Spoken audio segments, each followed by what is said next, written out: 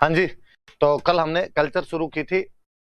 थोड़ी मैंने बेसिक जानकारियां दी थी आपको कल्चर की, कि हम त्योहार और मेले पढ़ रहे थे। मैंने बताया था कि हमारे जो त्योहार और मेले हैं वो हम विक्रमी कैलेंडर के अनुसार मनाते हैं। मैंने ये भी बताया था कि विक्रमी कैलेंडर है वो अपने इस ईसवी कैलेंडर जो हम रोमन कैलेंडर यूज में लेते हैं उसे 57 साल आगे होता है। मैंने ये भी आपको बताया था कि विक्रमी कैलेंडर अपना चंद्रमा पर आधारित है और ईसवी वाला जो कैलेंडर होता है वो सूर्य पर आधारित होता है। एक साल में इनमें लगभग 10-11 दिन का गैप आता है, जिसको पूरा करने के लिए हर तीसरे साल विक्रमी कैलेंडर में एक महीना अतिरिक्त जोड़ लिया जाता है, जिसको हम अधिक मास कहते हैं। कोई महीने को 2 बार बोल लेते हैं। मैंने बताया था कि जो नया साल आता है वो चैत्र शुक्ल एकम को आता है, first bright day of Chaitra को आता है। मैंने ये भी बताया था कि पहला त्योहार जो आता है वो श्रावण शुक्ल तृतीया को आता है, और जो छोटी तीज होती है और जो अंतिम त्योहार आता है वो गणगौर आती है, जो कि चैत्र शुक्ल तृतीया को आती है। एक लाइन हमने पढ़ी थी कि तीज त्योहाराम बावड़ीन लेडूबी गणगौर। हम पढ़ रहे थे कि छोटी तीज का जो त्योहार है वो राजस्थान में हमारे पति पत्नी के प्रेम का त्योहार है, प्रकृति प्रेम का त्योहार है, जयपुर में सबसे अच्छा मनाया जाता है। हमने ये भी पढ़ा कि जो तीज है वो जयपुर में सबसे अच्छी होती है और इस दिन पति पत्नी के प्रेम का त्योहार है, इसलिए पति द्वारा पत्नी को जो गिफ्ट दिए जाते हैं उनको हम सिंजारा कहते हैं। महिलाएं सजती संवरती है तो महिलाओं द्वारा जो ओढ़नी ओढ़ी जाती है उसको लहरिया ओढ़नी कहते हैं। झूले वगैरह डाले जाते हैं, ऐसी कुछ बातें बताई थी। रक्षाबंधन का मैंने एक नाम और बताया था, वो था नारियल पूर्णिमा। और हमने पढ़ा था कि इस दिन श्रवण कुमार की पूजा की जाती है। मैंने कहा था कि क्योंकि श्रावण के शुक्ल पक्ष से त्योहार शुरू होते हैं इसलिए हम कृष्ण पक्ष के त्योहार एक बार नहीं पढ़ेंगे, केवल शुक्ल पक्ष वाले पढ़ेंगे। अब चूंकि पूर्णिमा आ गई श्रावण की तो श्रावण महीना खत्म हो गया, अगला महीना आता है भाद्रपद, जिसको हम लोकल भाषा में अपने कहते हैं भादवो। भादवे के महीने में सबसे अधिक त्योहार आते हैं। कभी नॉर्मली कोई प्री में आपसे क्वेश्चन पूछ ले कि कौन से महीने में सर्वाधिक हिंदू त्योहार तथा मेले मनाए जाते हैं, तो भादवे के महीने में। प्री में तो पूछे नहीं पूछे ऐसा क्वेश्चन, इंटरव्यू में कई बार वो उठा के पूछ लेते हैं कि भाई अपने जो त्योहार आते हैं ये कौन से महीने में ज्यादा आते हैं। आप निश्चिंत होकर कहना कि सर भादवे के महीने में ज्यादा आते हैं। अक्सर मम्मी के मुंह से कभी घरों में सुना होगा कि अक्सर बोलते रहते हैं कि भाद्रो महीनो मोटो महीनो है, कि भादवे का जो महीना है वो बड़ा महीना है तो उसमें त्योहार वगैरह ज्यादा आते हैं, इसलिए बड़ा महीना है वो अपने आप में। हम उसकी शुरुआत करते हैं। मैंने बताया था कोई महीना आता है तो पहले उसमें कृष्ण पक्ष आता है, बाद में उसमें शुक्ल पक्ष आता है। तो पहले अपने कृष्ण पक्ष वाले त्योहार पढ़ेंगे। श्रावण वाले तो इसलिए नहीं पढ़े थे क्योंकि मैंने बताया था कि शुरुआत ही किससे होती है, शुरुआत छोटी तीज से होती है और छोटी तीज शुक्ल पक्ष में आता है, इसलिए मैंने शुक्ल पक्ष ले लिया था। हम घूम के आएंगे, श्रावण पे पहुंचेंगे, भाद्रपद के तो हम पढ़ेंगे। श्रावण की शुक्ल पक्ष की तृतीया मैंने बताया था तीज। तीज का मतलब होता है मां पार्वती, मां पार्वती की सवारियां वगैरह निकाली जाती है। श्रावण की शुक्ल पक्ष की तृतीया के 15 दिन बाद भाद्रपद की कृष्ण पक्ष की तृतीया आ जाती है। श्रावण की शुक्ल पक्ष की तृतीया को हम कल पढ़ रहे थे, उसको कहते हैं छोटी तीज। भाद्रपद की बड़ी पक्ष भाद्रपद की कृष्ण पक्ष की जो तृतीया आती है इसको हम कहते हैं बड़ी तीज। बड़ी तीज कहते हैं।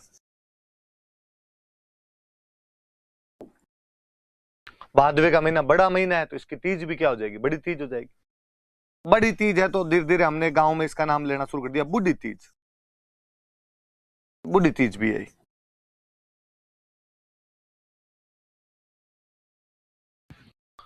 मौसम कजड़ाया वैसा मौसम रहता है हमेशा, कजड़ी तीज है।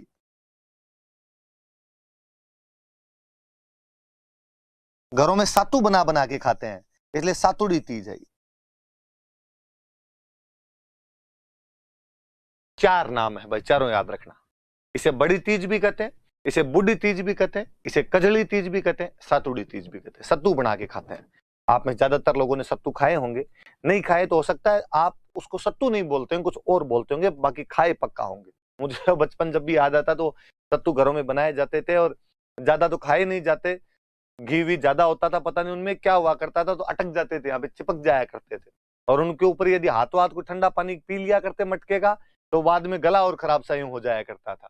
तो सत्तू बनाते थे, वो बड़ी तीज पे सत्तू बनते थे, तो इसको सातुड़ी तीज भी कहा जाता है। तो भादवे वाली जो कृष्ण पक्ष की तीज आएगी इसको बड़ी तीज कहते हैं, इसी को बूढ़ी तीज कहते हैं, इसी को कजली तीज कहते हैं और इसको सातुड़ी तीज कहते हैं। जैसे मैं बता रहा था कि छोटी तीज का जो त्योहार है वो सबसे अच्छा मनाया जाता है अपने जयपुर में। मैं सेम ये कहूं कि बड़ी तीज का त्योहार सबसे अच्छा मनाया जाता है बूंदी, कि बूंदी की बड़ी तीज सबसे अधिक प्रसिद्ध है। मैं कभी जब खुद खुद याद किया करता था क्योंकि यार कैसे याद रहेगा कि तीज कहाँ कहाँ की फेमस है, तो फिर याद करते कि प्रजामंडल सबसे पहले जयपुर और बूंदी में बने थे, तो तीज भी सबसे अच्छी है जो जयपुर और बूंदी में होती है।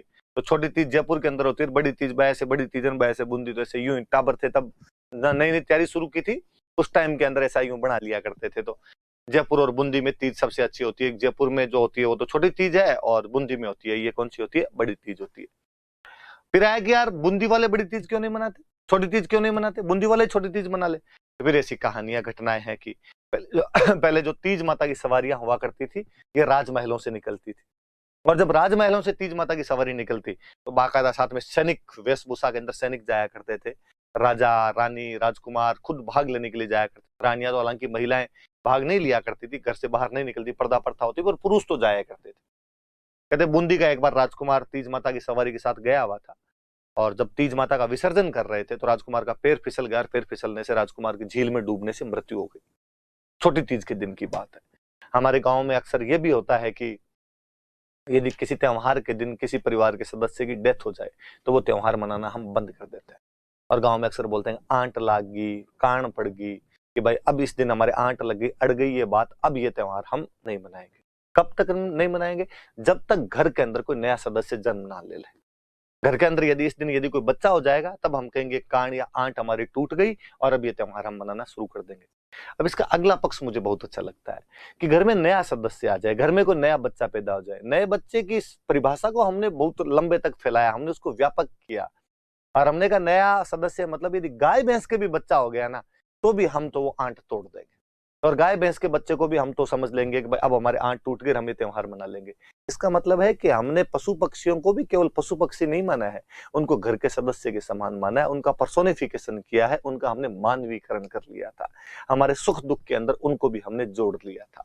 ये भी इन त्योहारों की, हमारे गीतों की, हमारे कल्चर की एक विशेषता है कि हमने प्रकृति की हर चीज के साथ अपना तादात्म्य में स्थापित किया था। तो बड़ी चीज याद रखना भाई। तो बड़ी चीज सबसे अच्छी कहां पर होती है, बूंदी में। ये देना मुझे, नहीं ये भाई बूंदी की जो बड़ी तीज है उसकी सवारी निकलती है। कल हम जयपुर की छोटी तीज माता की देख रहे थे, आज ये बड़ी तीज की सवारी है।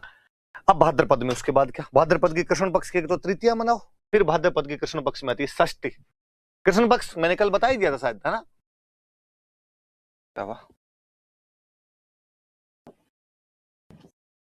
अच्छा, डार्क फोर्टनाइट,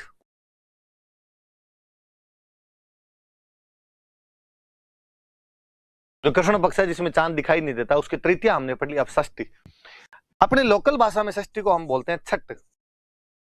क्या बोलते हैं? छठ कहते हैं इसको। अंग्रेजी में आप छठ लिखिए, या आप चाहो तो इसको सिक्स्थ डे लिख सकते हैं, जो भला लगे वो लिख लो अपने। षष्ठी या छठ, छठा दिन है कुल मिला के बात ही। दो चीज होती है, एक तो अपने बोलते हैं इसको ऊब छठ, और एक अपने इसको कहते हैं हल छठ। और जब हल छठ कहते हैं तो हम इसका साथ एक नाम और जोड़ते हैं, हम कहते हैं ये बलराम जयंती।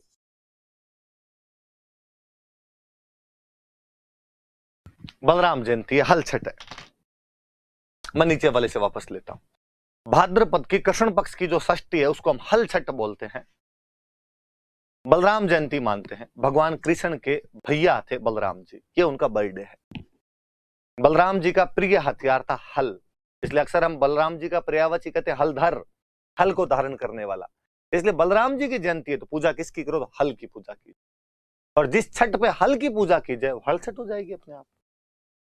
तो हल छठ बलराम जयंती होती है, ये भाद्रपद कृष्ण षष्ठी होती है। एक फिर अपने पश्चिमी राजस्थान का साइड का एक व्रत है उबो, मारवाड़ी भाषा में उबो मतलब खड़ा, लड़कियां खड़ी खड़ी व्रत करती है, इसलिए उब छठ हो गई। कि बाकी व्रत जो है उन व्रत के अंदर तो आप केवल खाना नहीं खाना है आपको, और चांद देखने के बाद में खाना खाना। इस बार एक शर्त आपने और जोड़ी साथ में, और आपने कहा कि साथ में खड़ा भी रहना, और खड़े रहते हुए व्रत करना है, और शाम को चांद को देख के खाना खाना है। लड़कियां खड़ी खड़ी व्रत करती है, इसलिए इसका नाम क्या पड़ गया, उब छठ। उब छठ नाम पड़ गया इसका, तो ये भी याद रख लेना भाई। तो दो त्योहार हो गए अपने इस दिन, दो चीज हो गई, एक तो उब छठ, खड़े रह के व्रत किया जाता है तो उब छठ, हल की पूजा की जाती है क्योंकि बलराम जी का बर्थडे था तो हल छठ। अब कभी इंटरव्यू वगैरह में कोई आपसे पूछ ले कि भाई अपने राजस्थान में एक त्योहार आता है जिस दिन लड़कियां खड़ी रह के व्रत करती है, बैठती नहीं है उस दिन, तो वो कौन सा व्रत है? तो आप कह दोगे कि सर वो हल छठ है, उब छठ है। अगला पूछ लेगी उब छठ आती कब है? तो आप कह देना भाद्रपद की कृष्ण पक्ष की जो षष्ठी आती है, जो छठा दिन होता है, जो छठ होती है, उसको हम उब छठ कहते हैं।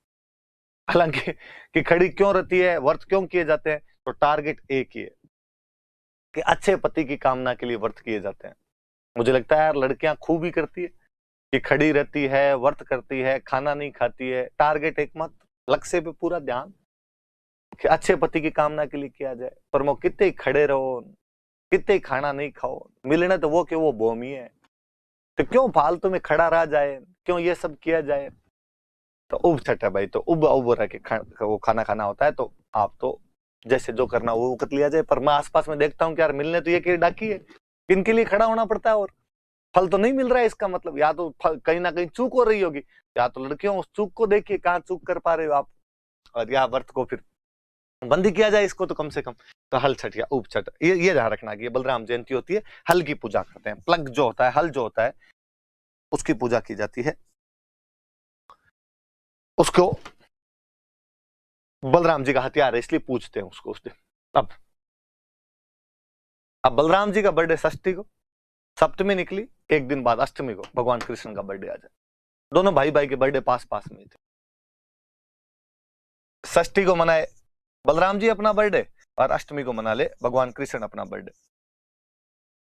फिर दोनों भाइयों के दोस्त तो कॉमन ही थे, तो दोनों सप्तमी को पार्टी कर लेते होंगे। क्या अपने तो सप्तमी को कर लेते हैं पार्टी, यार दो दो खर्चे कौन लगाए, तू छठ को पार्टी देगा, मैं अष्टमी को पार्टी दूंगा। दोनों भाई दोस्तों कॉमन दोस्तों को बुलाते, क्या जाओ सप्तमी को अपनी पार्टी हो रही है, तो उस दिन पार्टी कर लिया करते थे दोनों। याद रखना भाई, कृष्ण जन्माष्टमी कोई नहीं पूछे आपसे, आ गई तो मैंने आपको पढ़ा दी। भगवान कृष्ण का जन्म होता हुआ, जन्म के बाद में जब नंद बाबा लेके जा रहे थे तो उस समय का सीन है। कृष्ण जन्माष्टमी भगवान कृष्ण का जन्म है।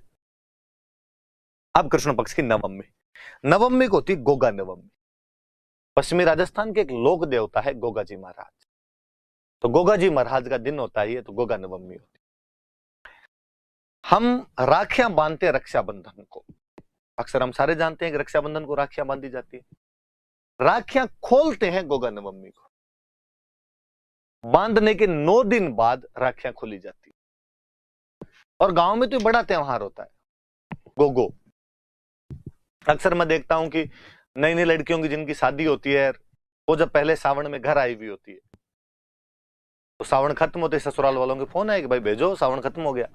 तो अक्सर गांव के अंदर कहते हैं कि रुको भाई 9 दिन तो रुको, गोगे के बाद भेजेंगे।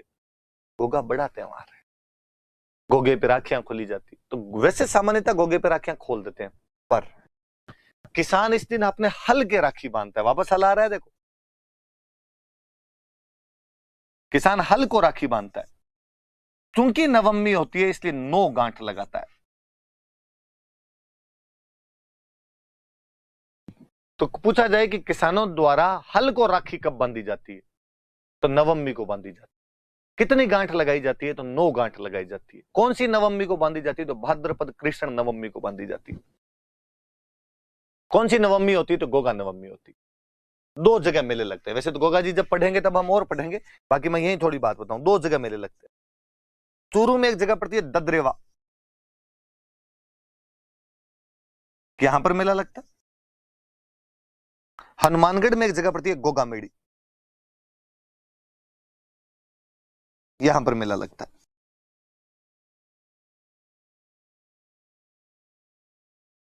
दो जगह जहां पर मेले लगते हैं, चूरू में ददरेवा और हनुमानगढ़ में गोगा मेड़ी।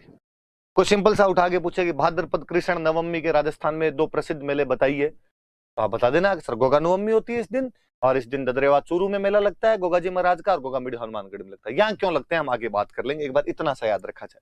कल ही मैं आपको बता रहा था कि ये चीजें अपने बार बार आगे काम आएगी, इसीलिए टॉपिक शुरू में पढ़ लेना चाहिए ताकि आगे वाली चीजें थोड़ी इजी वे के अंदर निकल जाए। अपने किसान अपने हल को 9 गांठ वाली राखी बांधता है, मेले लगते हैं गोगा जी महाराज के, ददरेवा चूरू में और गोगा मेड़ी हनुमानगढ़ में।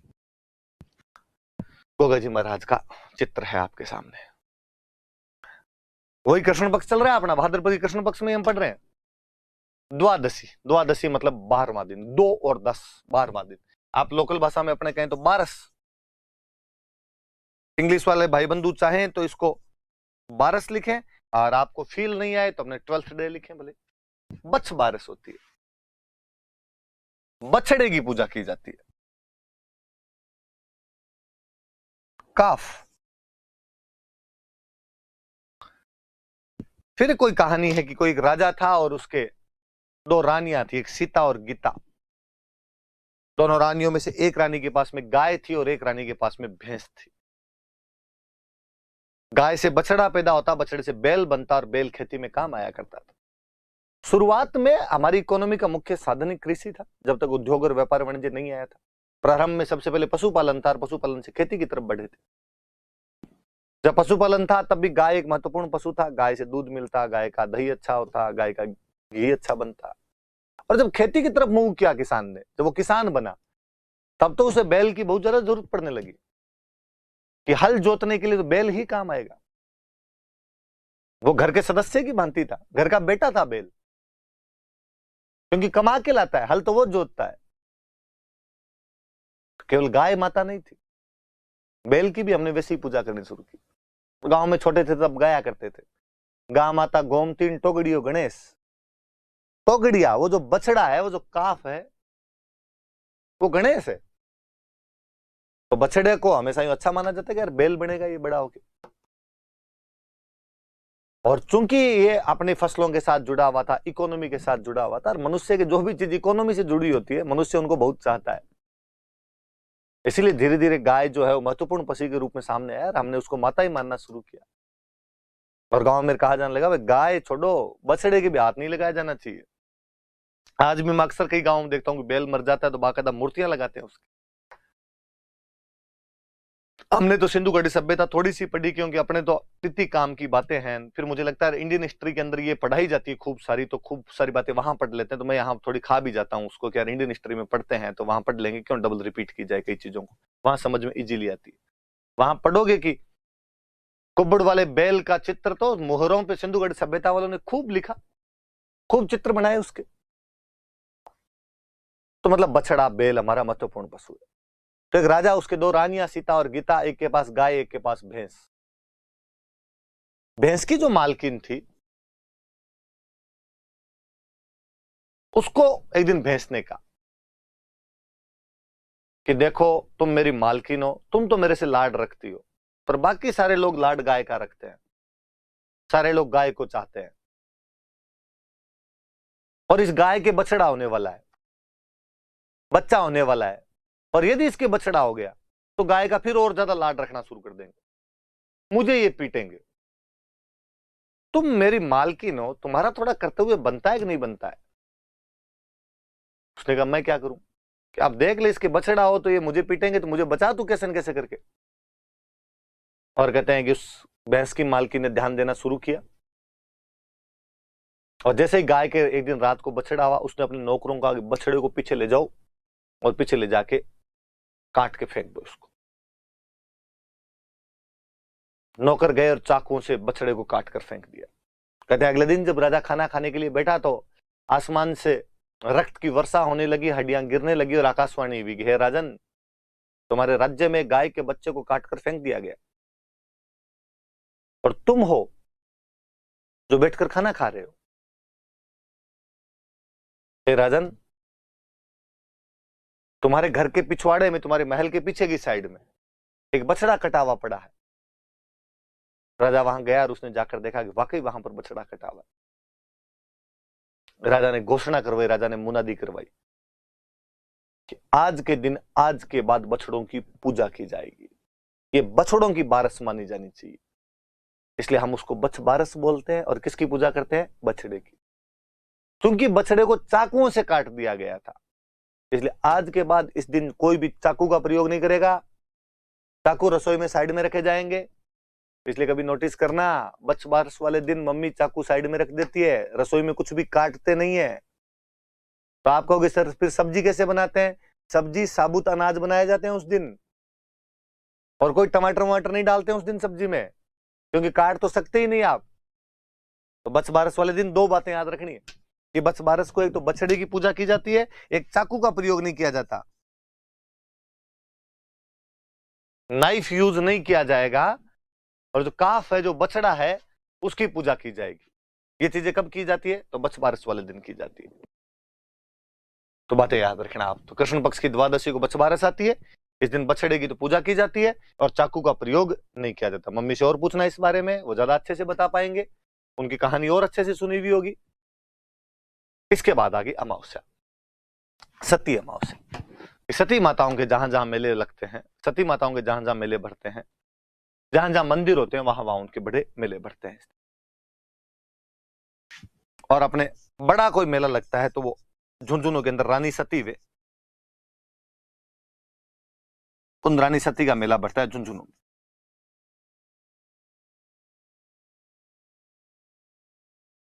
दोनों बातें याद रखनी। रानी सती का मंदिर कहां पे है? तो झुंझुनू के अंदर है। रानी सती का मेला कब लगता है? तो भाद्रपद की अमावस्या को रानी सती का मेला लगता है। मैं यही दो चार बात और बताऊं तो, ये जो रानी सती थे, इनका वास्तव में नाम था नारायणी देवी। इनके पति का नाम था तन धन दास अग्रवाल, और अपने पति के साथ में सती हुए थे। तन धन दास अग्रवाल के साथ में सती हुए थे। सतियों की रानी कहते हैं हम इनको, सतियों की दादी भी कहते हैं, दादी सती भी कहा जाता है। आपके दिमाग में एक रानी सती थे कौन, तो याद रख लेना कि वास्तव में नाम तो इनका नारायणी देवी था। अपने पति तन धन दास अग्रवाल के साथ में सती हो गए थे। इन्हें हम दादी सती भी कहते हैं, सतियों की रानी मानते हैं। इनका मेला झुंझुनू में लगता है और भाद्रपद अमावस्या को लगता है। अमावस्या आते कृष्ण पक्ष खत्म हो जाएगा आपका। आपने पता नहीं नोटिस किया कि नहीं किया, पर मैं बताऊं आपको, कृष्ण पक्ष में खूब सारे हमने त्योहार पढ़े, पर त्योहारों का सीरीज ये है। कृष्ण पक्ष के जो भी त्योहार पड़े वो 3, 6, 9, 12, 15 है। 3 का पहाड़ है। 3 बड़ी तीज, बुढ़ी तीज, सातुड़ी तीज, कजली तीज, बूंदी में अच्छी। छठ, उब छठ, हल छठ या बलराम जयंती। नवमी, गोगा नवमी, 9 गांठ वाली राखी हल्के बांध दो, बाकी अपनी राखियां खोलते हैं। ददरेवा, चूरूर, गोगामीडी, हनुमानगढ़ में मेले भर लो। बछबारस के दिन बछड़े की पूजा कर लो, चाकू का प्रयोग करेंगे नहीं। 15वें दिन अमावस्या, रानी सती का मेला झुंझुनू में सती अमावस्या होती है। तन धन दास अग्रवाल के साथ नारायण देवी नाम की महिला सती वे थे, जिन्हों हम दादी सती या रानी सती के नाम से जानते हैं। 3, 6, 9, 12, 15 है। ज्यादा लोड लेने की आवश्यकता नहीं। आप कहोगे सर अष्टमी और थी, हाँ भाई अष्टमी और थी, पर ये याद नहीं रखनी। कोई नहीं पूछे कृष्ण जन्माष्टमी कब आती, बलराम जयंती जरूर पूछ लेगा, उसे पता है क्या कृष्ण जन्माष्टमी इसको याद है, क्या करूंगा मैं पूछ के। इधर तो 3, 6, 9, 12, 15 और कुछ नहीं। अब अपने आ जाओ शुक्ल पक्ष पे। शुक्ल पक्ष पे आ गया। अब शुक्ल पक्ष पढ़ेंगे भाद्रपद। कृष्ण पक्ष खत्म कर लिया हमने, अब कृष्ण पक्ष वाले में कुछ ही नहीं लिखेंगे और खाली पड़ा रहेगा, शुक्ल पक्ष वाले पढ़ेंगे। शुक्ल पक्ष में द्वितीया, और द्वितीया को बोलते हैं बाबरी बीज। द्वितीया को नॉर्मल अपने राजस्थानी में यदि बोले तो अपने कहेंगे दूज। आप कहोगे सर द्वितीया दूज है, हाँ भाई द्वितीया दूज है। पश्चिमी राजस्थान, जैसलमेर बाड़मेर वाला जो इलाका है, ये गुजरात का टच करता है। गुजरात में 2 को बोलते हैं बे, 2 को बे कहते हैं, इसलिए वहां पे जाके दूज बीज बन जाती है, तो दूज हो गई बीज। तो अपने कहते हैं दूज, वो कहते हैं बीज। तो दूज कह दो, बीज कह दो या द्वितीया कह दो, एक ही बात है। आगे लिखा बाबरी बीज। राजस्थानी में रा रे री, मतलब हिंदी का का के की। इसका मतलब तो हो गया की, इसका मतलब हो गया दूज या द्वितीया।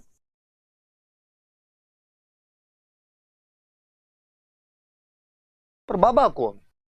कोई जो बाबा, बाबा रामदेव।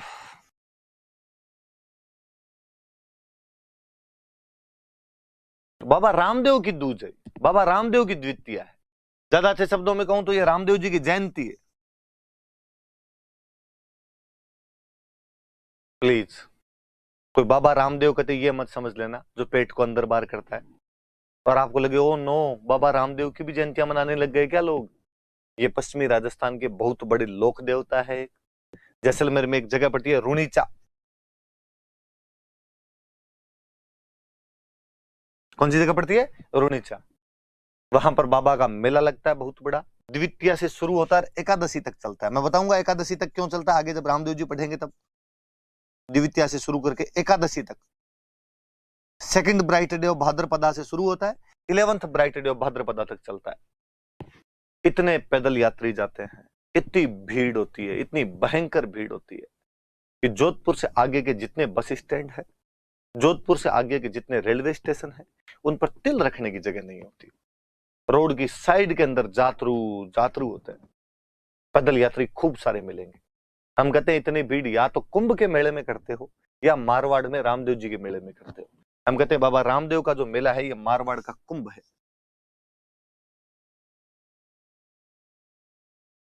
इस मेले को मारवाड़ का कुंभ कहा जाता है।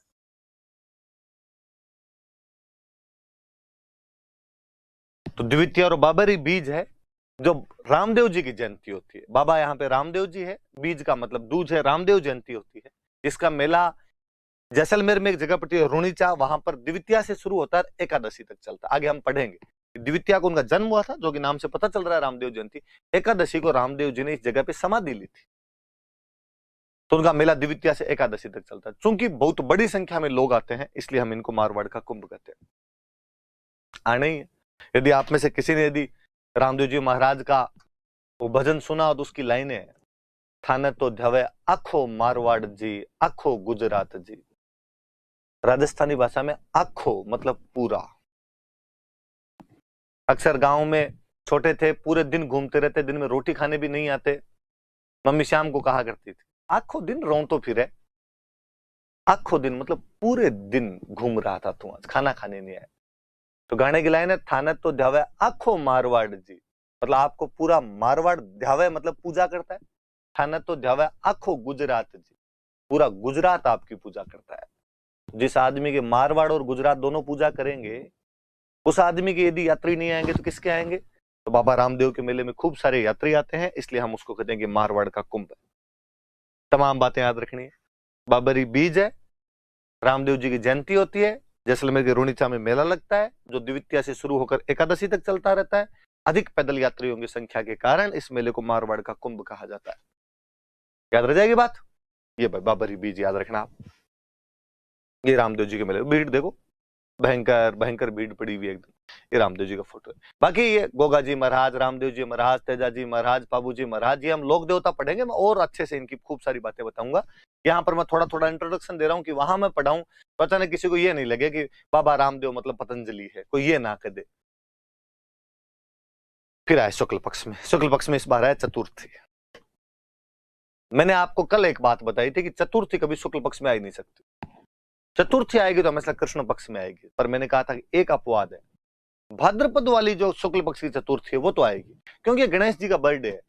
अब बर्थडे तो उनका हो सकता था, तो ये गणेश चौथ है वास्तव। गणेश चतुर्थी बोलते हैं।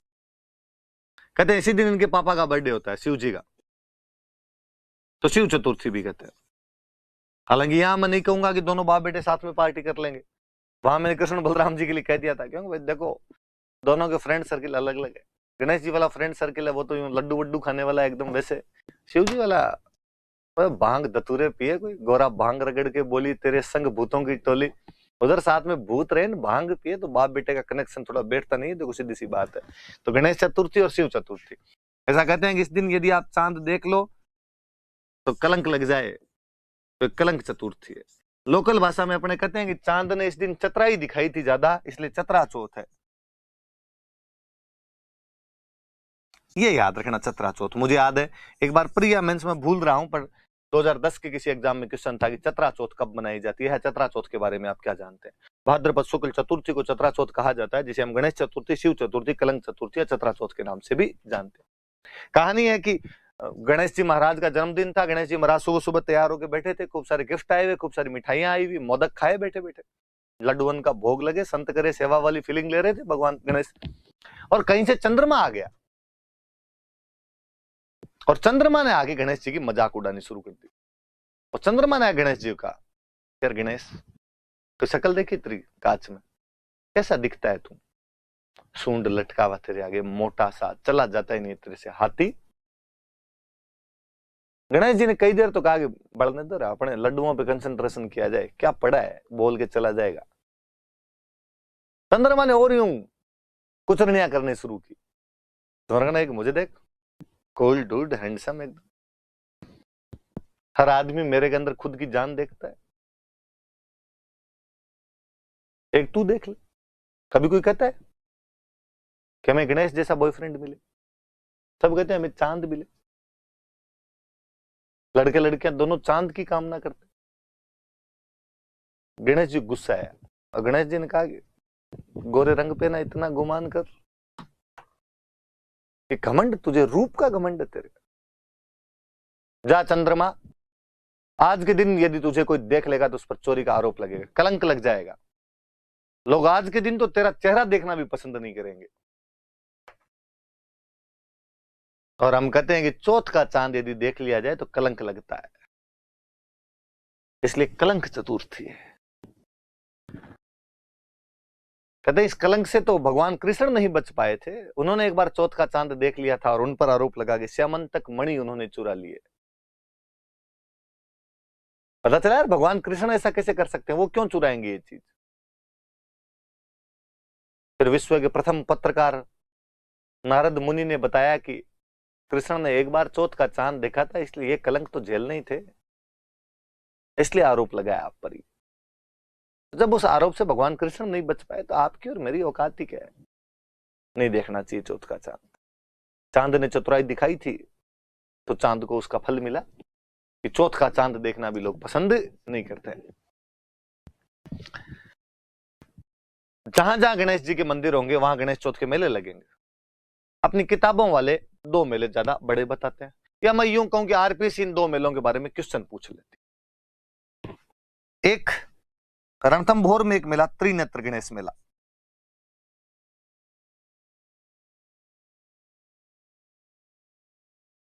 त्रिनेत्र गणेश मेला लगता है रणथंभौर में।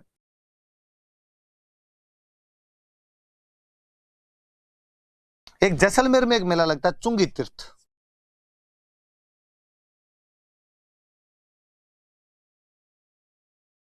चुंगी तीर्थ मेला जैसलमेर, ये थोड़ा याद रखना, जैसलमेर वाला चुंगी तीर्थ, क्योंकि त्रिनेत्र गणेश वाला ज्यादातर लोगों को पता होता है, चुंगी तीर्थ वाला इतना पता नहीं होता।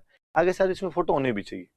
ये है त्रिनेत्र गणेश मेला रणथंभौर, त्रिनेत्र गणेश का फोटो है और यही है रणथंभौर वाला लिया हुआ है, तीन नेत्र दिखाए हुए, और ये चुंगी तीर्थ वाला दिखाया हुआ है, जैसलमेर के अंदर दिखाया चुंगी तीर्थ मेला। तो पानी वानी, जैसलमेर में भी पानी आ रखा है, देखो पास में कोई नदी वदी का होता होगा, पहाड़ तो इस चक्कर में आ जाता होगा पानी। तो ये गणेश जी की मूर्ति है। ये एक बार मुझे याद है किसी एग्जाम के अंदर पूछा हुआ भी था, ये याद रखना। ये गणेश चतुर्थी के चार नाम, गणेश चौथ, शिव चौथ, कलंक चौथ और चतरा चौथ। त्रिनेत्र गणेश का मेला रणथंभौर में लगता है, चुंगी तीर्थ का मेला जैसलमेर के अंदर। अब मैं बात बताऊं, अक्सर आप जब किताबें कोई पढ़ते हो तो कई किताबों में ऐसा लिखा आता है कि शादी का पहला निमंत्रण त्रिनेत्र गणेश को भेजा जाता है। आप भी जब बात सुन रहे हो तो आप कहेंगे हाँ सर सही तो बात है, शादी का पहला इनविटेशन है वो त्रिनेत्र गणेश को भेजा जाता है। पर मैं कहूंगा कि नहीं। आप सेंटेंस को वापस सुनिए। राजस्थान हिंदी ग्रंथ अकादमी तक की बुक में मैंने कहीं एक दिन पढ़ा था कि वो लिख रखा था कि शादी का पहला निमंत्रण त्रिनेत्र गणेश को भेजा जाता है। मुझे लगा कि यार इसके जो राइटर हैं वो रणथंभौर के आसपास के रहे होंगे और उनके वहां पर शादी का पहला निमंत्रण रणथंभौर के गणेश जी को भेजने की रिवायत रही होगी, इसलिए उन्होंने लिखा होगा कि शादी का पहला निमंत्रण त्रिनेत्र गणेश को भेजा जाता है। ये किताब मैं लिखता तो मैं लिखता कि शादी का पहला निमंत्रण गणेश को भेजा जाता है। वो गणेश जी हो सकते हैं हमारे बीकानेर वाले हो, किसी के नागौर में हो, किसी के जोधपुर में हो, किसी के डूंगरपुर बांसवाड़ा हो, किसी के भरतपुर धौलपुर हो। मुझे लगा यार हमारे पश्चिमी राजस्थान वाले तो जयपुर के आगे के राजस्थान को जानते ही नहीं है, 7 पीढ़ियों ने भी रणथंभौर का नाम नहीं सुना होता। हमारा त्रिनेत्र गणेश से क्या लेना देना है? और कोई जयपुर में भी बैठा है तो त्रिनेत्र गणेश क्यों जाएगा? मोती डूंगरी जाए, मोती डूंगरी में जाके दे के आ जाए अपने। तो शादी का पहला निमंत्रण गणेश जी को भेजा जाता है।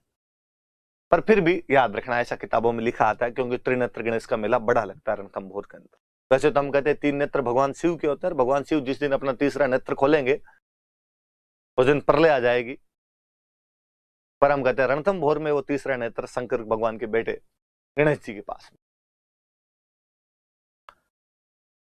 हम कहते हैं ऐसा क्यों? शादी का पहला निमंत्रण गणेश को क्यों भेजा जाए? अक्सर हम घरों के अंदर देखते भी हैं कि कार्ड लेके आते हैं, पहले कार्ड पे लिखते हैं गणेश जी महाराज, और अपने घर में जो थान होता है, थान मतलब मंदिर, ये थान स्थान शब्द से बन गया कि देवता का स्थान है। अपने से वो आधा से बोला नहीं गया तो अपने का थान है, थान है। वो जो देवता का थान होता है वहां पे कार्ड रखते हैं, ले जाके हाथ जोड़ते हैं, गणेश जी महाराज पहला कार्ड आपको भेज दिया है। कहानी ऐसी की भगवान की बारात जा रही थी और सारे देवता तैयार हो रखे थे बारात में जाने के लिए। गणेश जी भी तैयार। गणेश जी ने कहा मैं भी चलूंगा। गणेश जी बच्चे ही थे, टाबर ही थे। मां पार्वती ने सुबह सुबह नए कपड़े पहना दिए। गणेश जी दोनों हाथ जेब में डाल के नहीं घूम रहे। जैसे बस आई तो बस में सबसे आगे जाके बैठे। गांव में आज भी बारात बसों में जाती है। कोई शहर वाला सुने तो इस बात पे ऑफेंड मत होना कि बस में बारात कैसे। गांव में वो 52 सीटर बसें हुआ करती थी, जिनमें मुझे आज भी याद है कि इतने बड़े बड़े गियर हुआ करते थे, जिनको ऐसे ऐसे ड्राइवर लगाया करता था, 5-7 बार आगे पीछे करता तब तो गियर लगा करता था।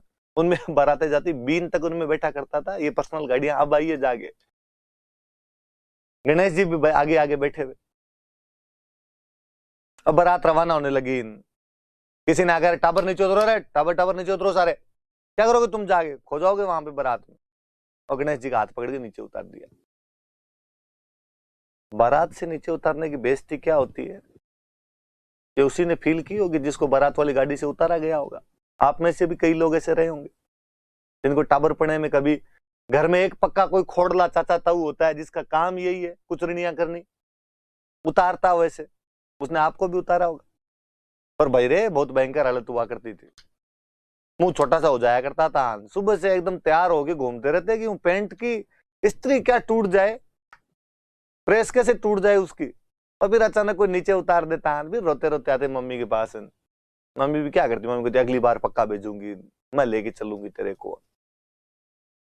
पर अपने तो भाई टाबर होते, कुछ कर नहीं पाते। गणेश जी तो महाराज, गणेश जी को नीचे उतारा। गणेश जी गुस्सा है। गणेश जी ने अपने सिपाहियों को ऑर्डर दिया कि सिपाहियों जाओ और रास्ते खोद दो। सिपाही कौन, तो गणेश जी के सिपाही चूहे। चूहे गए, चूहों ने जाके हाईवे खोद दिया पूरा।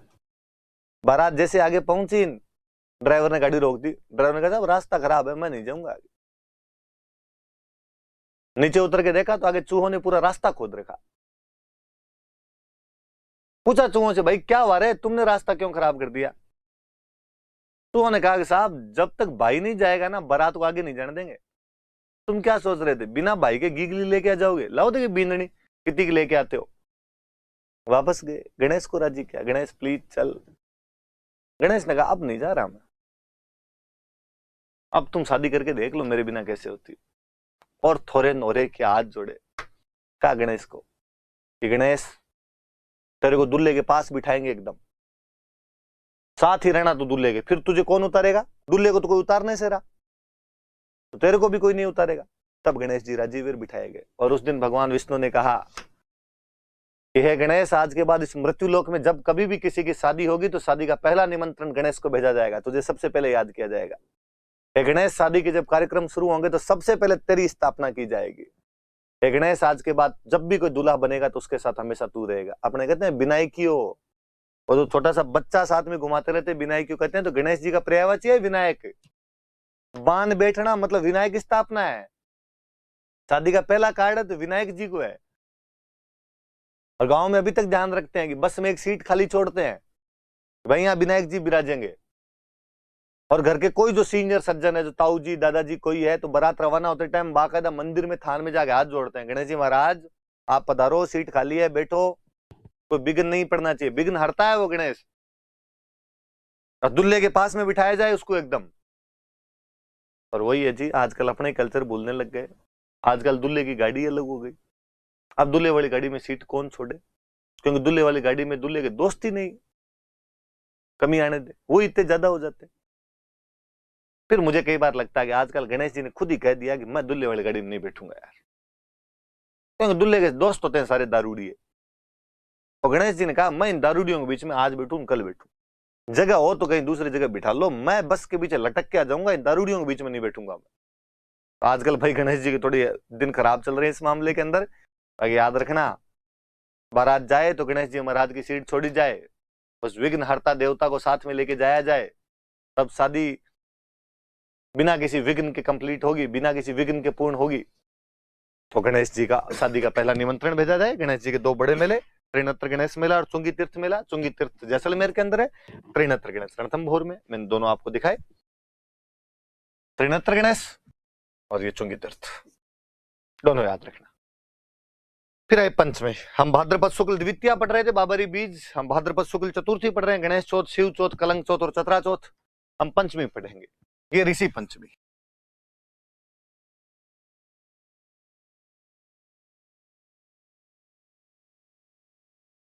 बचपन में कभी छोटी क्लासों के अंदर टीचर बताया करते थे कि बच्चों, रात को सोते समय जिस दिशा में आपको 7 तारों का एक समूह दिखाई दे, वो सप्त ऋषि मंडल है। वहां ध्रुव तारा है जो हमेशा उसी दिशा के अंदर रहेगा। बच्चों, उस दिशा को उत्तर दिशा कहते हैं। वो जो सप्त ऋषि मंडल है, वो जो सप्त ऋषि है, उनकी पूजा इस ऋषि पंचमी को की जाती है।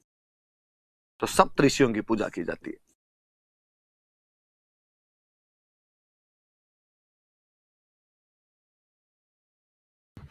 अपने बाकी सब रक्षाबंधन मनाते हैं श्रावण की पूर्णिमा को।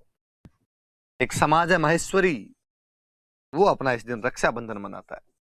उनके कोई राजा बलि से जुड़ी हुई घटना है, उनकी रक्षा इस दिन की गई थी, इसलिए उन्होंने कहा हम हमारा रक्षाबंधन इस दिन मनाएंगे। माहेश्वरी समाज का रक्षाबंधन है।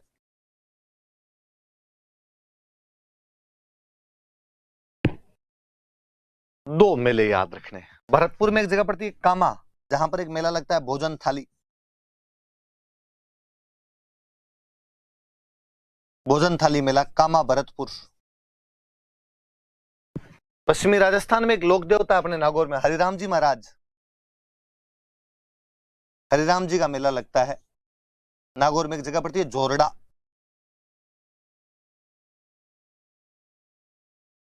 वहां पर मेला लगता है। हरिराम जी महाराज की तो मैं लोक देवताओं में और बात करूंगा। हालांकि बचपन का कोई मेला मुझे यदि याद है तो हरिराम जी महाराज वाला ही याद है। सर्प रक्षक देवता है, पश्चिमी राजस्थान में सांप ज्यादा आते हैं, इसलिए हरिराम जी की पूजा सारे किया ही करते थे। और पांचम को हरिराम जी के तो मखाने चढ़ाते ही थे। हर पांचम को प्रसाद किसका है? हरिराम जी महाराज का, हरिराम जी महाराज का है।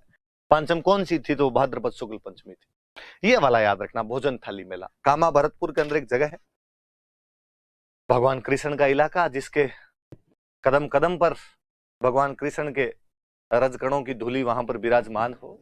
मथुरा में रहने वाला वो मथुरेश कामा बयाना बरसाने के अंदर घूमता रहा होगा, अपनी रासलीला रचाई होगी उसने वहां पर। और कहते हैं एक बार वो कामा के अंदर ग्वालों के साथ भोजन करने के लिए पधारे थे। गाय चराने वाले जो ग्वाले थे, उनके साथ वो भोजन करने के लिए पधारे और उनकी थाली में बैठकर एक साथ भोजन किया था। उस दिन की याद में आज भी कामा में भोजन थाली मेला लगाया जाता है। लोकल कामा क्षेत्र का एक मेला है। भरतपुर भगवान कृष्ण से इतना अधिक जुड़ा हुआ है कि वहां पर यह मेला होना स्वाभाविक सी बात है, कोई बड़ी बात नहीं। मुझे घटना याद आती है कि 2008 के आसपास में जब भोजन थाली मेला चल रहा था, अक्सर आपने देखा होगा कि हमारे जो मेले होते हैं ये मनोरंजन के केंद्र होते हैं। कुश्तियां, दंगल, वो डॉलर हिंडे, झूले, वो सब इन मेलों के अंदर ही आया करते थे। और मैं तो जब बचपन को याद करता हूं तो मुझे याद आता है कि थिएटर भी सबसे पहले मेलों में ही देखा था। वीसीआर पे मूवी दिखाया करते थे, 5 रुपए लेके वो मूवी दिखाई जाती थी, 3 रुपए 5 रुपए लेके। तो मनोरंजन के केंद्र थे वो मेले। भोजन थाली मेले के दौरान कामा के अंदर कुश्ती का दंगल चल रहा था। कुछ युवा लड़के पानी की एक टंकी पर चढ़े हुए थे। बदकिस्मती या दुर्भाग्यवश वो टंकी गिर जाती है। उस लड़कों की उस टंकी के नीचे दबकर मृत्यु हो जाती है। उस साल आरपीसी का ये करंट का क्वेश्चन था कि हाल ही में कौन से मेले को देखते समय टंकी गिरने से युवकों की मृत्यु हो गई या दुर्घटना हो गई। हमने पढ़ा कि भोजन थाली मेला। 2-3 साल बाद आरपीसी ने उस क्वेश्चन को चेंज करते हुए, घुमाते हुए पूछा कि भोजन थाली मेला कब मनाया जाता है? भाद्रपद शुक्ल पंचमी। हो सकता है कभी वो आपसे पूछेगी कहां मनाया जाता था? कामा भरतपुर के अंदर। तो ऋषि पंचमी होती है, सप्त ऋषियों की पूजा करते हैं। ये माहेश्वरी समाज का रक्षाबंधन है। कामा में भोजन थाली मेला और झोरड़ा नागौर में हरिराम जी महाराज का मेला होता है। हरिराम जी महाराज जोरडा बताया हुआ। लोक देवता पढ़ेंगे तब और पढ़ेंगे। भाद्रपद की कृष्ण पक्ष की अष्टमी को कृष्ण जन्माष्टमी थी, भाद्रपद की शुक्ल पक्ष की अष्टमी को राधाष्टमी है। भगवान कृष्ण कृष्ण पक्ष में पैदा हुए इसलिए काले रहे होंगे, राधा जी शुक्ल पक्ष में पैदा हुए इसलिए गोरे रहे होंगे। मुझे लगता है वो जो गीत है कि मैं क्यों काला राधा क्यों गोरी, भगवान कृष्ण को बता देना चाहिए, वैसा अब हम बता देते हैं। तुम कृष्ण पक्ष में पैदा हुए थे, राधा कृष्ण शुक्ल पक्ष में पैदा हुई थी। अपने याद रखने वाली बात है कि अजमेर में एक जगह पड़ती है सलेमाबाद, यहां पर निम्बार्क संप्रदाय का मेला लगता है। ये याद रखने वाली बात है कि कौन से सेक्ट का मेला लगता है यहां पे, तो निम्बार्क सेक्ट जो है, निम्बार्काचार्य जी महाराज की बात हम मिडेवल हिस्ट्री के अंदर करेंगे। इस मेले की और बात, इस संप्रदाय की और बात जब मैं संत और संप्रदाय पढ़ूंगा तब आपसे करूंगा। तो निम्बार्क संप्रदाय याद रखना आपने। मेला मैंने बताई दिया आपको, सलेमाबाद अजमेर के अंदर, सलेमाबाद अजमेर में जगह पड़ती है। भाद्रपद कृष्ण अष्टमी, कृष्ण जन्माष्टमी है, भाद्रपद शुक्ल अष्टमी है तो राधाष्टमी। राधाष्टमी का मेला कहां पर है, तो निम्बार्क संप्रदाय का सलेमाबाद अजमेर। ये आपके राधा कृष्ण की फोटो है। निम्बार्क संप्रदाय वाले ये मानते हैं कि राधा जो थे वो भगवान कृष्ण की पत्नी थे,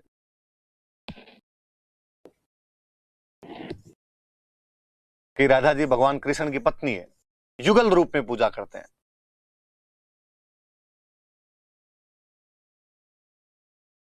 कपल,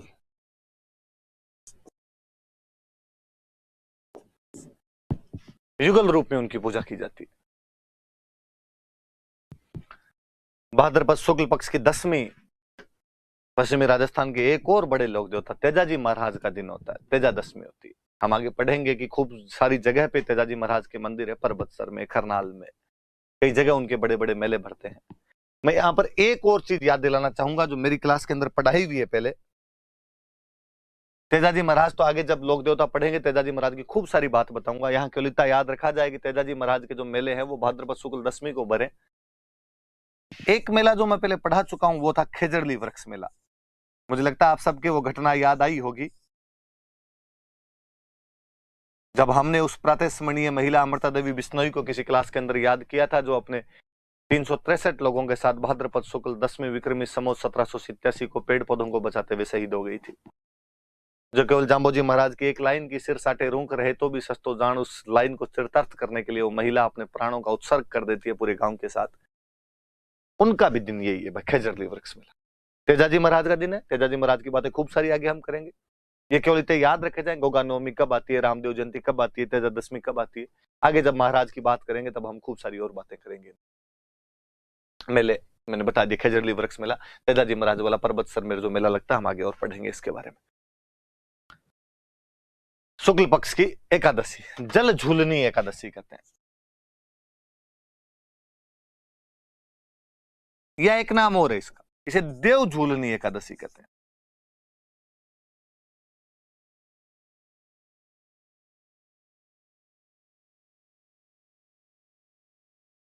जल झूलनी एकादशी कह दो या आप देव झूलनी एकादशी कह दो इसको।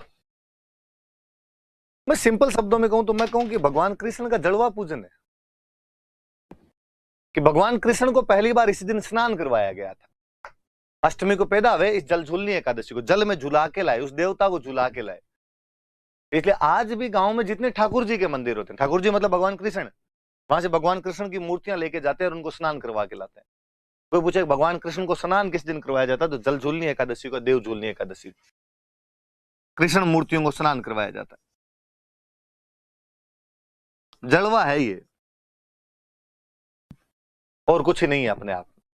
तो जो जड़वा पूजन वाला आपने बोलते हैं घरों के अंदर, वो जल झूलनी एकादशी है। भगवान कृष्ण का जलवा पूजन ये इस दिन हुआ, तो ये जल झूलनी एकादशी हो गई।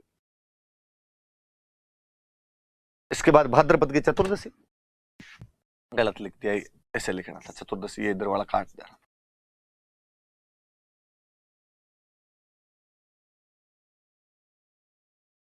अनंत चतुर्दशी है। चतुर्थी के दिन गणेश जी महाराज को घर में स्थापित करते हैं, 10 दिन रखते हैं, चतुर्दशी वाले दिन गणेश जी महाराज का विसर्जन करते हैं, इमर्जन किया जाता है उनका, बहा के आते हैं उनको, विसर्जन करते हैं उनका। महाराष्ट्र का बहुत बड़ा त्योहार है।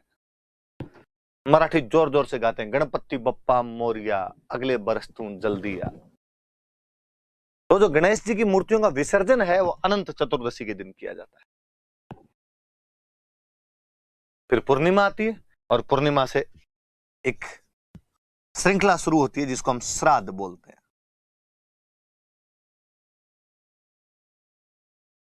श्राद्ध शुरू हो जाते हैं। हमारे वे पूर्वज जिनकी मृत्यु हो चुकी है उनकी आत्माओं को तृप्त करने के लिए हम 16 दिन तक, श्राद्ध 16 होते हैं, ब्राह्मणों को भोजन करवाते हैं और हम ऐसा मानते हैं कि इनको यहां भोजन करवाने से उनकी आत्माएं तृप्त होती है। अक्सर उनकी जो फेवरेट चीज थी वो खिलाई जाती है। और कभी घरों में देखा तो कौवों को भोजन करवाया जाता, कागोल दिया करते थे, कौवों को भोजन करवाते थे, वो भी इन श्राद्ध वाले दिनों में करवाया जाता था। और कौवे इन दिनों में बड़े यूं डिमांडिंग रहते हैं कि छत पे चूरमा चूर के रख के आते। कौवा इतना सातीर जानवर होता है, मेरा देखा हुआ है कि आंगन में रोटी बनाने के लिए महिला बैठे और टिफिन पे ढक्कन नहीं लगा रखा है, यदि रोटियां खुले में रख रखी है तो झपट्टा मार के रोटी उठा के ले जाए। और उन दिनों में चूरमा चूर के भी यदि वहां पे डाल रखते हैं तो कौवा नीचे आके चेक करता है कि मेन्यू क्या है, चूरमा है, नहीं नहीं यार उधर हलवा बना हुआ, हलवा ही खाएंगे। बुलाने पड़ते हैं कौवो, महाराज आओ जिम के जाओ, आज ब्राह्मणों को जिमाते हैं। हमारे एक दोस्त थे वो हमेशा हंसा करते थे, श्राद्ध ब्राह्मणों का वर्ल्ड कप है, पंडित जी को परफॉर्मेंस दिखाने का पूरा मौका मिलता है। पूर्णिमा आ गई तो खत्म हो गए।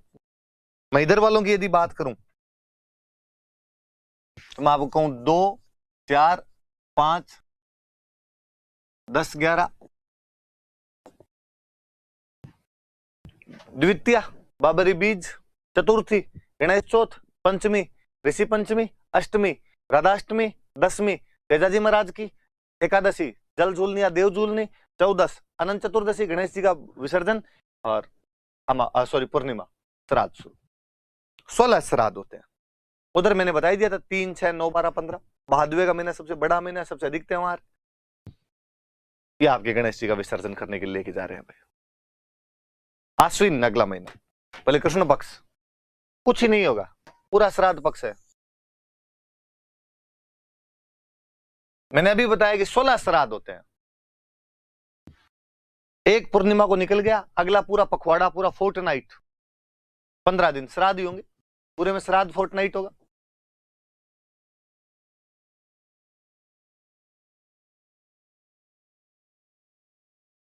श्राद्ध पक्ष है पूरा का पूरा, श्राद्ध फोर्टनाइट है।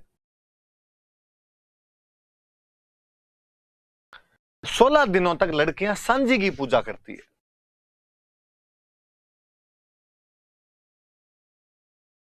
गांव में लोकल भाषा में कहते हैं सिंधिया माता, कि सिंधिया माता की पूजा की जाती है। गोल गोल आकृतियां बनाती है मिट्टी और गोबर की,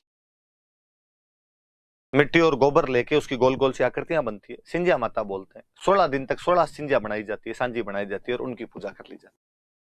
कोई पूछे कि श्राद्ध पक्ष में किसकी पूजा की जाती है, तो सांझी की पूजा की जाती है, सिंधिया माता की पूजा की जाती है।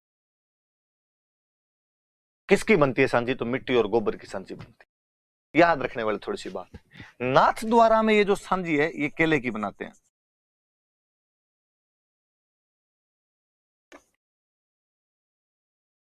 नाथ द्वारा में केले की सांझी बनाई जाती है।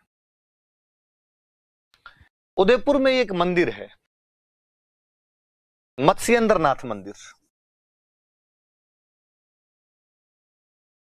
और वो जो उदयपुर का मत्स्येंद्र नाथ मंदिर है उसका तो नाम ही सांझी का मंदिर है। श्राद्ध पक्ष के दौरान सांझी की पूजा की जाती है।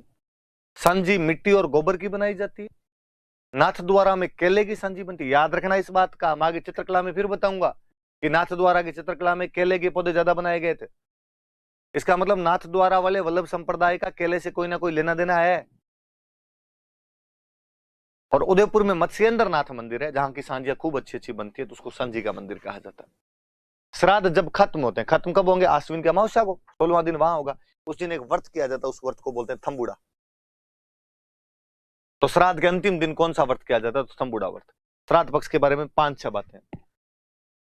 भाद्रपद पूर्णिमा से आश्विन अमावस्या तक 16 दिनों तक श्राद्ध पक्ष मनाया जाता है, जिसमें पूर्वजों की आत्मा की तृप्ति के लिए ब्राह्मणों को भोजन करवाए जाते हैं, कौवों को भोजन करवाया जाता है। इन 16 दिनों के दौरान लड़कियां मिट्टी तथा गोबर की सांझी बनाकर उसे माता मानकर उसकी पूजा करती है। उदयपुर का मत्स्येंद्र नाथ मंदिर सांझी का मंदिर कहलाता है। नाथ द्वारा में केले की सांझी बनाई जाती है। श्राद्ध के अंतिम दिन अर्थात आश्विन अमावस्या को थम्बुड़ा व्रत किया जाता है। इतनी बातें याद रखनी है बस। ये नाथ द्वारा में केले की सांझी बनी हुई, ये केले की सांझी का फोटो है, केले वगैरह बने हुए देखो, तो चित्र बनाया होगा केले की सांझी का ही, तो ये देख लेना आप, ये नाथ द्वारा का है। मैं लिख देता हूं इसके साइड में।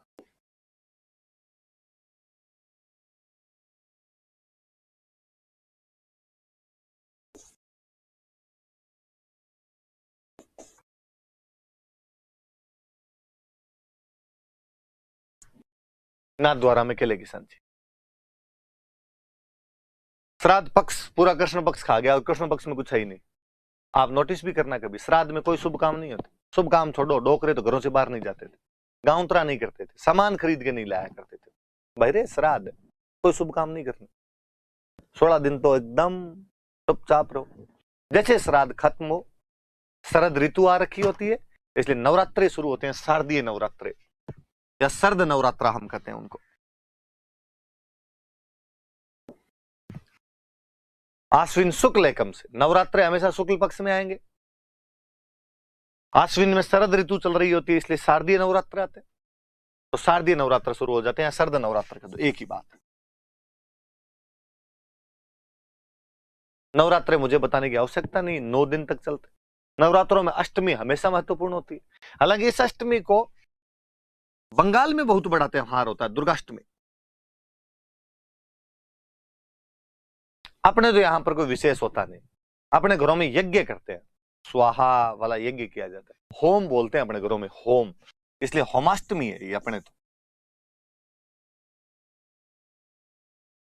बाकी बंगालियों का बहुत बड़ा त्योहार है, वहां पे दुर्गाष्टमी है। आश्विन में जो शुक्ल पक्ष की अष्टमी आती है उसको दुर्गाष्टमी कर दो या होमाष्टमी कर दो। नवरात्रि खत्म होते हैं नवमी को, और 10वीं के दिन हम विजयदशमी दशहरा मनाते हैं। हम कहते हैं भगवान राम ने इस दिन रावण को मारा था। हम कहते हैं ये बुराई पर अच्छाई की जीत है, ये पाप पर पुण्य की जीत है। हम हथियारों की पूजा करते हैं इस दिन। खेजड़ी का पेड़ अपना मुख्य पेड़ था, तो खेजड़ी की पूजा करते हैं।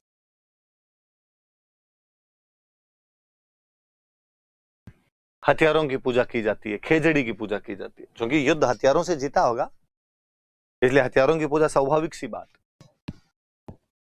आज भी लोग घरों के अंदर किसी के यदि पुरानी कोई बंदूक, भाला, तलवार कुछ रखा हुआ हो तो उनकी निकाल के पूजा कर ही लेते हैं। थोड़ी बहुत फॉर्मेलिटी तब भी की जाती। फौज, सेना ढंग से कर लेती है अपने। राजा महाराजाओं के टाइम में मैंने जब सामंती व्यवस्था पढ़ा रहा था तब भी मैंने बताया था कि दशहरा मुख्य त्योहार हुआ करता था।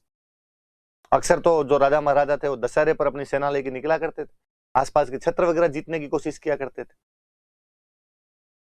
पर मुझे लगता है अब तलवार पूजने से क्या मतलब है, अब तलवार का टाइम थोड़ी। अब यदि पूजा करनी है आपको तो पेन की पूजा की जाए। तो पेन लाए जाए, 5-10 पेन लेके आ जाओ, 5-5 रुपए वाले ले आओ भाई, ज्यादा क्यों लाओ, अपने भांत बनती ले, रंग बिरंगी ले आओ थोड़े, 5-10 पेन रखो, उनकी अगरबत्ती कर लो। लोकतंत्र का हथियार पेन है। आप जब आप पढ़ाई कर रहे हैं तो आपकी किस्मत पेन से बदलेगी। जब आप एसडीएम लग जाएंगे तब किसी की किस्मत बदलना चाहेंगे तो भी पेन से बदले। अब यदि पूजा की जानी चाहिए तो तलवार बंदूकों की तो नहीं होनी चाहिए, जिनके यूज आते हैं वो करें, बाकी पेन की पूजा की जाए। और हम सब तो चूंकि विद्यार्थी हैं इसलिए अपने लिए तो महत्वपूर्ण चीज ये है, ये कलम भाग्य उदय कर सकती है आपका। इसलिए प्रिय विद्यार्थियों, इस दशहरे को सब लोग पेन की पूजा करेंगे। वास्तव में कर लेना, सद्बुद्धि आएगी, भगवान देखेंगे ऊपर बैठे बैठे, सिलेक्शन करवा देंगे इस बार आपका। खेजड़ी की पूजा करते हैं, हथियारों की पूजा करते हैं। खेजड़ी तो अपना मुख्य वृक्ष है, राजस्थान का तो स्टेट ट्री और है, अपने ले दे कि खेजड़ी ही था जी, और वृक्ष ही कौन सा था अपने आप, और कहां अमरूद की पूजा करते तो अपने। फिर अब आपकी मान डाकण कुण कर, हमने खेजड़ी की भी प्रशंसाएं की, और हमने कहा साहब खेजड़ी खेजड़ी थोड़ी, खेजड़ी का कोई भी ऐसा अंग नहीं है जो काम ना आए। हमने कहा उसकी जड़ें और उसकी छाल दवाइयां बनाने के काम आती है, स्किन डिजीज की दवाइयां बनती है, चर्म रोग की। हमने कहा लकड़ी कुछ ही काम लो, फर्नीचर के काम लो, जलाने के लिए काम में लो। उसकी पत्तियां तो गांव में तो लूंग है, भेड़ बकरियां खाती वही है। उसका फल तो सांगरी। और मुझे लगता है यार शहर वालों को कई बार बड़ा थैंक यू बोलने का जीव करता है कि शहर वालों आपने हमारे गांव की सांगरी को जो इज्जत बख्शी है, इस बात के लिए कोटि कोटि प्रणाम आपको। वरना बापड़ी सांगरी की गांव में क्या इज्जत। यहां पता चलता है यार सांगरी मार्केट में 1000 रुपए किलो मिलती। क्या बात है, वो इतनी इतनी महंगी। गांव में सांगरी वाली रुत में मम्मी महीने भर तक सुबह शाम सांगरी बनाती है। हाथ जोड़ने पड़ते हैं कई बार तो चिबड़ी खिला दे, चिबड़ी मतलब काचर, कोई मिर्च रगड़ के खिला दे, इस सांगरी से तो पीछा छुड़ा। और शहर के अंदर आके वही सांगरी शादियों में बनती है। शादियों में जिसके सांगरी की सब्जी लोग तारीफें करते हैं, अरे बड़ा खर्चा किया था उन्होंने। कैसे भाई, क्या खर्चा किया? अरे जो सांगरी की सब्जी थी। मैं कहूं गांव में किसी बारात को यदि सांगरी की सब्जी खिला दो, लोग धूड़ फेंक के जाए, धूड़। शर्म नहीं आई, मंगतों ने सांगरी खिलाई, कोई ढंग की सब्जी नहीं बची थी उनके। तो ये किस्सा तो मैंने कभी पहले बताया होगा आपको। मैं नया नया तैयारी करने के लिए आया था इधर, क्लास में कोई लोकल जयपुर के दोस्त बन गए। जयपुर में यहां कोई एक रेस्टोरेंट है चौकी ढाणी नाम करके, और उसने एक दिन मुझे कहा यार इस बार संडे को चौकी ढाणी चले अपने। मुझे लगा यार भगवान जाने क्या ढाणी वाणी नाम ले रहा है, तो क्यों वहां क्या है? क्यों रेस्टोरेंट है, अच्छा होटल है, खाने वाली होटल है। हाँ वहां ऐसा क्या है कि वहां चले? उसने कहा वहां ना झोंपड़े बने हुए हैं। अच्छा फिर वहां ना नीचे बिठा के खाना खिलाते हैं। हाँ जी। आगे का बाजरे की रोटी और सांगरी की सब्जी खिलाते हैं, वहां पे मजा आ जाता है। मैंने कहा भाई ये मजे मैंने तो 20 साल लिए हैं गांव में, और मजे नहीं थे, सजा है सजा। तू ही खाई, बाजरी खा खा के कंठ छुल जाते हैं। रात को सूखी हुई सुबह वापस दे दिया करते थे। तुम शहर वाले कभी कभी खाते हो, इसलिए तुम्हें लगता है कि वाह टेस्ट चेंज करने के लिए आज बाजरी खा लेते हैं। डेली डेली खानी पड़े ना तो पल्ले पड़ जाए चीजें। और सांगरी क्यों, मुझे तो याद आता है सांगरी सूख जाती तो बनते थे खोखे, दोनों जेब में भरे हुए, सुबह शाम सारे दिन खोखे खाते वो। तो खेजड़ी भाई अपना वो वृक्ष है जिसके हर चीज काम में आए, तो खेजड़ी की पूजा करें। हम कहते हैं दशहरे सबसे अच्छे, राजस्थान के अंदर यदि कहीं दशहरा होता है तो वो तो होता है कोटा। अपने कोटा का दशहरा बहुत फेमस है। और भारत में सबसे अच्छा दशहरा कहीं पर हो तो मैसूर, मैसूर का दशहरा प्रसिद्ध है। दशहरे पे एक और बात कि दशहरे पे लीलटास पक्षी के दर्शन करने चाहिए, और लीलटास पक्षी के दर्शन करो तो शुभ माने जाते हैं। आप में से कईयों को लगेगा सर लीलटास क्या, तो मैं कहूंगा कि नीले रंग की छोटी सी चिड़िया आती है, कंठ नीले होते हैं उसके, नीलकंठ चिड़िया भी बोलते हैं, गांव की भाषा में अपने उसको लीलटास कर देते हैं। आप में से कई बच्चों को अब भी नहीं समझ में आएगा कि सर नहीं नीलकंठ भी हमारे तो पल्ले नहीं पड़ रहा है। फिर मैं कहूं कि किंगफिशर, वो नीलकंठ ही आपका, वो लील टांस है। मुझे लगता है अब आप एग्जैक्टली वहीं पहुंचे होंगे जहां पर मैं आपको पहुंचाना चाहता था। किंगफिशर वाले पे देख लेना आप, इस बार थोड़ा ढंग से उसको लाओ, तब देखना कि क्या बना हुआ उस पे। कहानी है कि भगवान राम जब रावण से लड़ रहे थे और रावण मर नहीं रहा था, राम ने पूछा क्या तोड़ है इसका। अरे शिव जी के वरदान दिए हुए, शिव जी का स्टूडेंट है, आज मरे निकल मले। भगवान राम ने भगवान शिव की आराधना की, शिव प्रकट हुए, कहा बोलो क्या चाहिए। प्रकट क्या हुए मतलब राम जी ने शिव जी की आराधना की और शिव जी कहा कि महाराज स्टूडेंट आपका है, कोई तो कमी बताओ इसकी जिसे मारा जाए, मर ही नहीं रहा है। और कहते शिव ने नीलकंठ पक्षी के रूप में दर्शन दिए। देवताओं और दानवों के समुद्र मंथन में जब जहर निकला था तो उस हलाहल को पीने वाले भगवान शिव थे, इसलिए उनके कंठ नीले पड़ गए थे, इसलिए हम उन्हें नीलकंठ के रूप में याद करते हैं। और शिव ने नीलकंठ पक्षी के रूप में जैसे दर्शन दिए, इस बार भगवान राम ने अपना धनुष ने छोड़ के हाथ जोड़े और अगली बार जब अपना धनुष पर तीर चढ़ाकर संधान किया तो रावण की नाभि के अंदर मारा और रावण मर जाता है। इसलिए कहा गया कि यदि दशहरे वाले दिन आप भी नीलकंठ पक्षी को देख लो, लीलटांस या किंगफिशर को देख लो, वो 12-25 है। हम जब पढ़ा करते थे, नागौर के एक पंडित जी आया करते थे हमेशा हमारे साथ में, वो एक अक्सर कहानी सुनाया करते थे। क्लास में सर ने कहा कि लीलटांस पक्षी को इस दिन देखा जाए तो दर्शन शुभ माने जाते हैं। बच्चों ने क्लास में पूछा सर कैसे, दिलीप सर ने कहा यार देखते हैं तो बस अच्छे होते हैं। पंडित जी खड़े और पंडित जी ने कहा सर मैं बताता हूँ। फिर पंडित जी एक कहानी सुनाते थे। कहानी क्या था, जोक टाइप का था कि एक बार कोई किसान था और अकाल पड़े, कई साल तक कर्जा हो गया किसान की बहुत ज्यादा, भांडे बिकने की नौबत आ गई। किसान पंडित जी के पास गया और पंडित जी जाकर पंडित जी यार हाथ दे के कोई इलाज बताओ कि कर्जा खत्म हो, राम जी राजी हो, बरसात हो, फसलें हो, घर में लुगाई टाबर लड़ते हैं यार, घाटे की लड़ाई है, टाबरों की कोई सगाई ब्याह नहीं हो रहे हमारे तो। पंडित जी ने पतड़े देख के पंडित जी ने कहा कुछ नहीं करना आपने तो, दशहरे वाले दिन लील टांस देख लेना, पो 12-25 है। उसने कहा पक्का खाली लील टांस देखना, अरे कि तू देख तो सही। किसान भाई उस दिन सुबह सुबह एकदम धोले चिट्टे पहन के निकला, पूरा जंगल घूम गया, लील टांस नहीं दिखे कहीं पर। उसको लगा यार काम तो कठिन है, और कठिन काम पूरा होता है तब वास्तव में फल मिलता है। चलता गया जंगल में, आगे एक कोई लील टांस मरी भी पड़ी थी, और किसान ने कहा ये तो पूछना ही भूल गया कि जिंदा देखनी थी कि मरी भी देखनी थी। फिर किसान ने कहा छोड़ो, अपने इसको जेब में डाल लेते हैं, देखते नहीं है अभी तो, पंडित जी से जाके पूछ लेंगे, मरी भी देखनी होगी तो देख लेंगे, नहीं से वापस आया पंडित जी को आका, पंडित जी पूछना तो भूल ही गया था कि जिंदा देखनी थी कि मरी भी देखनी थी। पंडित जी ने कहा मरी भी देख मत लेना, 7 पीढ़ियां बर्बाद हो जाएगी, है वो भी बिक जाएंगे, लुगाई टबर तेरे को ठोकेंगे, कुछ भी नहीं बचेगा, कर्जा सिर पे और हो जाएगा। किसान ने लील टांस मरी भी जो जेब में डाल रखी थी निकाल, इनका पंडित जी हम तो बर्बाद हो ही गए, अब तुम और थोड़े देख लो इसको, बर्बाद हो जाओ। तो वो बात है भाई, तो लील टांस देखी जानी चाहिए, पर जिंदा देखनी है, आप मरी भी मत देख लेना लील टांस।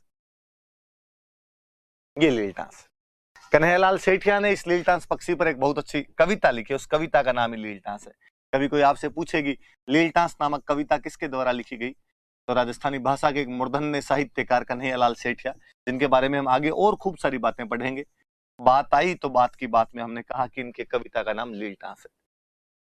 कोटा दशहरे का मेला आप देखिए, वाकई कितना भयंकर भीड़ वाला मेला है, तो बड़ा मेला लगता है। फिर आश्विन में एक और, चूंकि ये शरद ऋतु चल रही होती है इसलिए शरद पूर्णिमा आती है। कहते हैं वैसे तो हर पूर्णिमा को चंद्रमा पूरा होता है, लेकिन वास्तव में पूरा चंद्रमा होता है तो शरद पूर्णिमा का होता है। हम कहते हैं वो अपनी परास पूरी करता है, अपनी रेंज पूरी करता है, इसलिए हम उसको रास पूर्णिमा कहते हैं। अक्सर यदि गांव में आपने सुना हो तो कि इस दिन यदि खीर बनाकर खाई जाए, तो अक्सर खीर बनाते हैं उसको चांद की रोशनी में रख देते हैं कि इस दिन चांद की रोशनी से अमृत बरसता, फुल मून है ये, वास्तव में चंद्रमा पूरा इस दिन है, अपनी 64 कलाएं पूरी कर लेता हो, डायमेंशन आयाम पूर्ण होते हैं उसके। पर यदि वो अमृत बरसने वाली खीर खाई जाएगी, चंद्रमा की रोशनी में अमृत बरसता है, तो आंखों की रोशनी तेज होती है। मेले लगते हैं इस दिन। मारवाड़ के अंदर मारवाड़ फेस्टिवल मनाया जाता है, मारवाड़ महोत्सव जोधपुर में, या उसका एक नाम और मांड महोत्सव। मैं आगे बताऊंगा मांड क्या होता है, एक बार केवल याद किया जाए। ये मारवाड़ महोत्सव तो होता है जोधपुर में, और मीरा महोत्सव होता है एक, ये होता है चित्तौड़ में। मारवाड़ महोत्सव जोधपुर और मीरा महोत्सव चित्तौड़।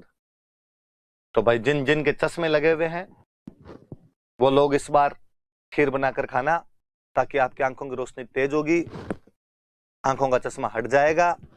पहले इस्तेमाल करें फिर विश्वास करें। और जिनकी चश्मा नहीं लगा हुआ है वो थोड़ी कम खाना, कहीं ये नहीं हो ज्यादा खाओ यूं डोबे फटके बाहर आ जाए, ध्यान रख लेना। तो आश्विन की पूर्णिमा आ गई तो आश्विन खत्म हो गया। आज 2 बड़े महीनों के हमने खूब सारे त्योहार पढ़े, भाद्रपद में ज्यादा ही है त्योहार, आप याद करना। कल अपने बाकी वाले कर लेंगे, आगे अब छोटे छोटे त्योहार आएंगे, ज्यादा होंगे नहीं, खत्म कर लेंगे। Thank you.